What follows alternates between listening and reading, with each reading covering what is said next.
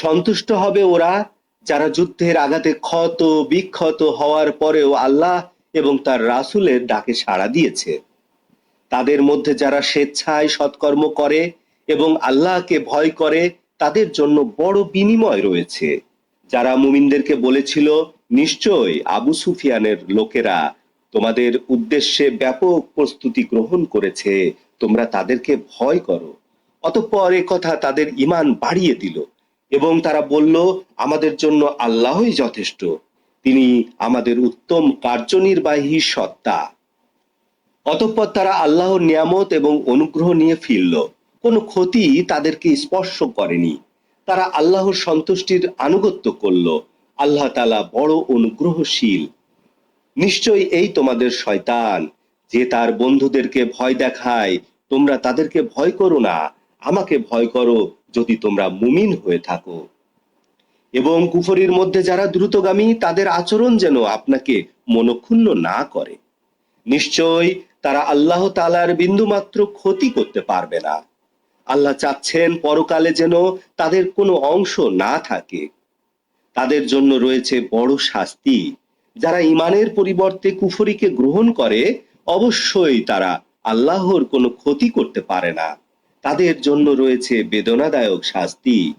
নিশ্চয় কাফিররা যেন ধারণা করে না, নিশ্চয় আমি যে তাদেরকে অবকাশ দিচ্ছি তা তাদের জন্য ভালো। নিশ্চয় আমি তাদেরকে অবকাশ দিচ্ছি তারা যেন বেশি পাপ করতে পারে, তাদের জন্য রয়েছে অপমানজনক শাস্তি। আল্লাহ তাআলা এরূপ নন যে বিশ্বাসীরা যে অবস্থায় আছে ওই অবস্থার উপর তাদেরকে ছেড়ে দিবেন, যতক্ষণ না তিনি অপবিত্রদেরকে পবিত্রদের থেকে পৃথক করবেন।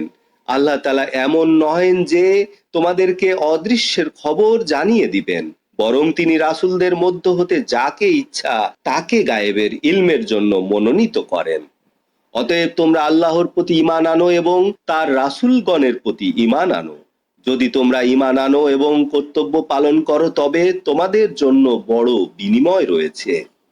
যারা কৃপণতা করে তারা যেন ভাবে না আল্লাহ তাআলা তাদেরকে যে অনুগ্রহ দান করেছেন তা নিয়ে কৃপণতা করা তাদের জন্য ভালো, বরং এটা তাদের জন্য অতিশয় খারাপ।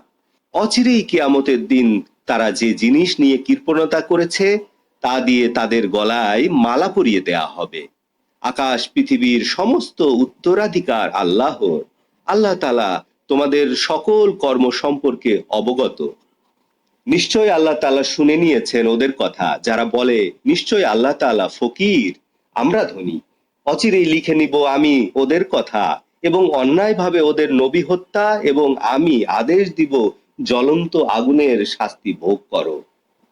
তোমাদের শাস্তির কারণ তোমাদের কৃতকর্ম, যা তোমরা অগ্রে প্রেরণ করেছ। এবং নিশ্চয় আল্লাহ তাআলা তার বান্দার উপর অত্যাচারী নন।